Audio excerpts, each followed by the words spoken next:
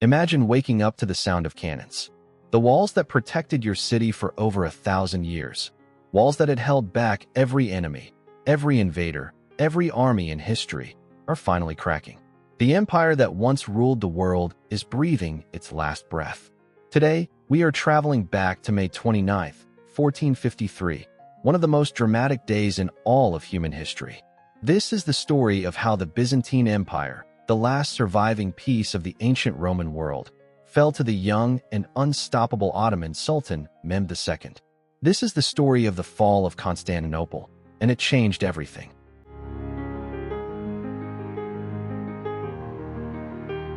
To understand why this day mattered so much, we need to understand just how impossible the situation was for the Byzantine Empire by 1453. Constantinople was not just a city, it was the city. For over 1,000 years, it had been the capital of the Eastern Roman Empire, what we call the Byzantine Empire. It sat on a narrow peninsula where Europe meets Asia, right at the crossing point of the Bosphorus Strait. Whoever controlled Constantinople controlled the trade routes between East and West, between the Black Sea and the Mediterranean. It was strategic, it was symbolic, and it was sacred. But by 1453, the Byzantine Empire was a ghost of its former self. At its peak, the empire had stretched across the entire Mediterranean world. Now, it was basically just the city itself, plus a few scattered territories in Greece.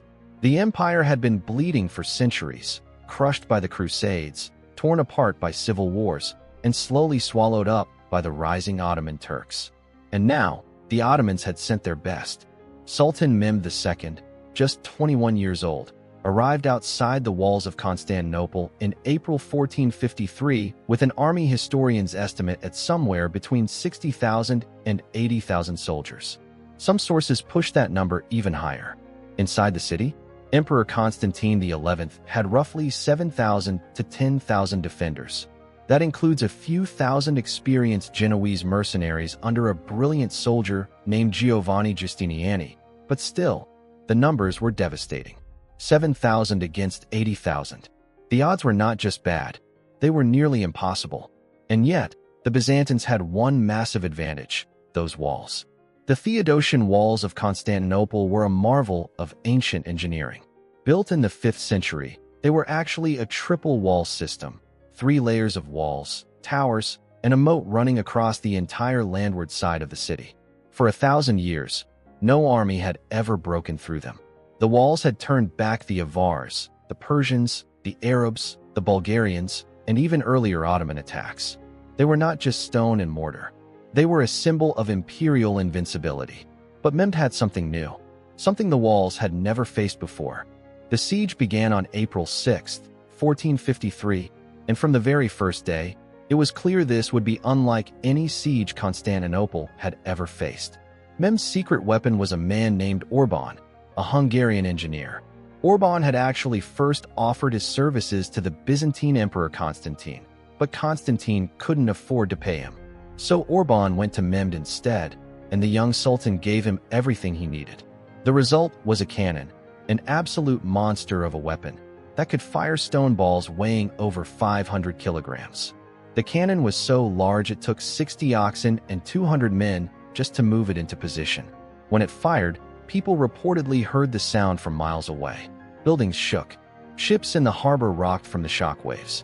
The Byzantines had never seen anything like it. Day after day, the great cannon and dozens of smaller cannons bombarded the walls. The Theodosian walls, which had laughed at battering rams and siege towers for centuries, began to crack. Sections collapsed. The defenders worked through the nights, desperately filling the gaps with rubble, wooden beams, and anything they could find. Meanwhile, on the water, Mehmed tried to break the Byzantine control of the Golden Horn, the harbor that protected the northern side of the city. A massive chain had been stretched across the entrance to the harbor, blocking the Ottoman fleet. So Mehmed did something extraordinary.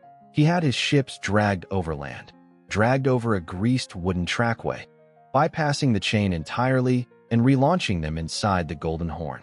It was one of the most audacious military maneuvers of the medieval world.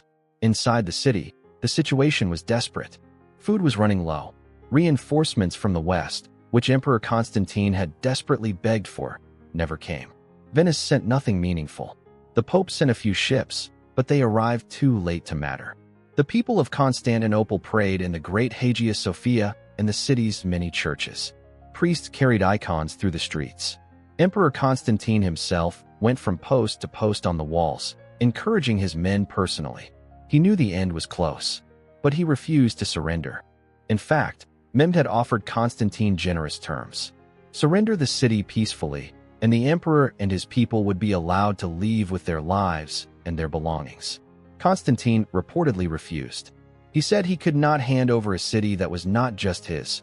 It belonged to its people, to the church, and to history. And so the siege continued. By late May, after nearly 7 weeks of relentless bombardment, a large section of the walls near the Blicherny Palace in the northwest corner of the city had been so badly damaged that it was barely holding. Mehmed knew the moment had come. On the night of May 28th, he ordered his army to prepare for a final, all-out assault. He rode through the camp and gave a speech to his soldiers, promising them the riches of the city, eternal honor, and paradise for those who fell in battle.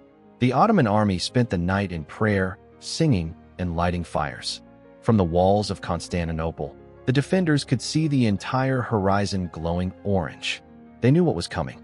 Inside the city that same night, Emperor Constantine called together his commanders and his court for a final speech. His words, recorded by chroniclers, were deeply moving. He spoke of the glory of the city, the duty to defend it, the sacrifice that would be required. He asked forgiveness from anyone he might have wronged. Then he rode to the Hagia Sophia, where a final, solemn liturgy was held. Citizens, soldiers, Orthodox and Catholic Christians all prayed together, something almost unheard of given the religious tensions of the time. Many wept. It was a farewell. Then Constantine rode to the walls and took his place among the defenders.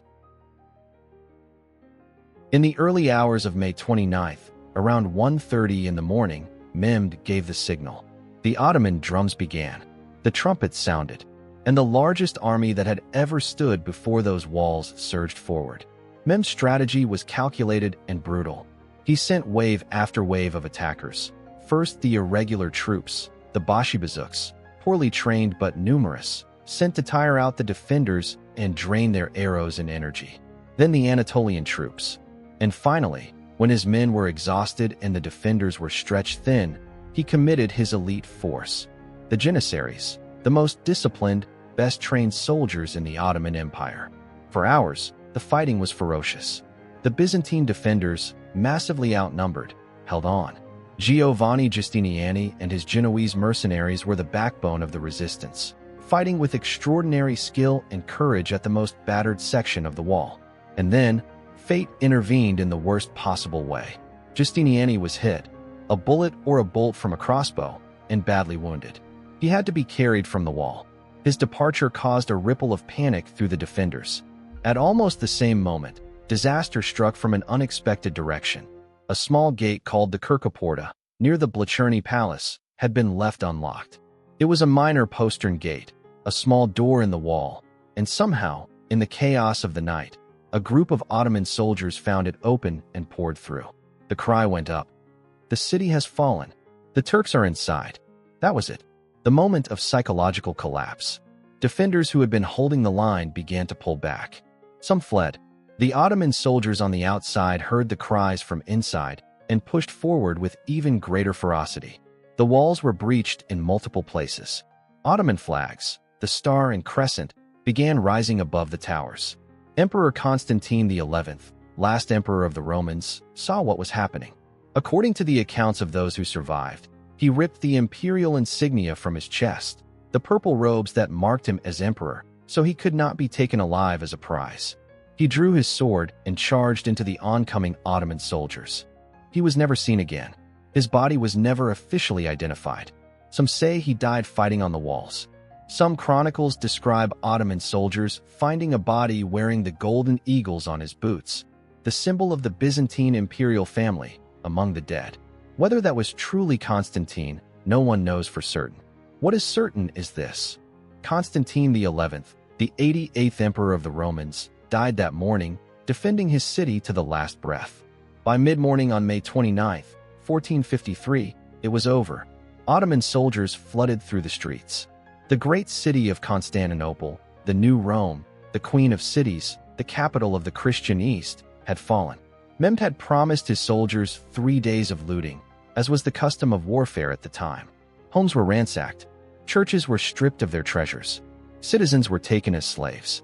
The Great Hagia Sophia, one of the most magnificent buildings ever constructed by human hands, a church for over 900 years, saw its altar shattered and its mosaics defaced as soldiers poured inside. Later that day, Mehmed himself entered the city. He rode to the Hagia Sophia. According to legend, he dismounted, picked up a handful of earth, and poured it over his own head, an act of humility before God. He walked into the building and declared that it would be converted into a mosque. And standing among the ruins of the last Roman emperor's city, the 21-year-old Sultan Mehmed earned the title that history would give him forever: Mehmed the Conqueror. Fatih Sultan Mehmed. The fall of Constantinople in 1453 was not just the end of an empire. It was a turning point for the entire world. The Byzantine Empire, the unbroken continuation of the Roman Empire, had lasted for over 1,500 years. That lineage ended on May 29, 1453. Scholars often mark this date as the end of the Middle Ages and the beginning of the early modern era. Greek scholars fled west, carrying ancient manuscripts and classical knowledge that helped fuel the Renaissance in Italy. Trade routes that had passed through Constantinople were now under Ottoman control, pushing European merchants to search for new sea routes, leading directly to the Age of Exploration, Columbus's voyage to the Americas, and the entire shape of the modern world. The Ottoman Empire, meanwhile, would go on to become one of the most powerful empires in history, lasting nearly 500 years until the early 20th century. In Constantinople, the city became Istanbul, the dazzling capital of the Ottoman world, a bridge between East and West, between ancient and modern. Today, it is one of the great cities of the world, carrying within it the layers of all those centuries. Byzantine mosaics beneath Ottoman tiles, Roman columns beside Islamic minarets. The last day of Constantinople was not just a defeat. It was a transformation, the end of one world and the beginning of another. Now I want to hear from you. What do you think? Could Constantinople have been saved? Was there a moment where history could have gone differently? Drop your thoughts in the comments below. I read every single one, and I love this kind of discussion. If you found this video valuable, hit that subscribe button and the bell notification so you never miss a new episode. Every week, we dive deep into the moments that shaped our world. History is never just the past. It's the story of how we got here. Thanks for watching. I'll see you in the next one.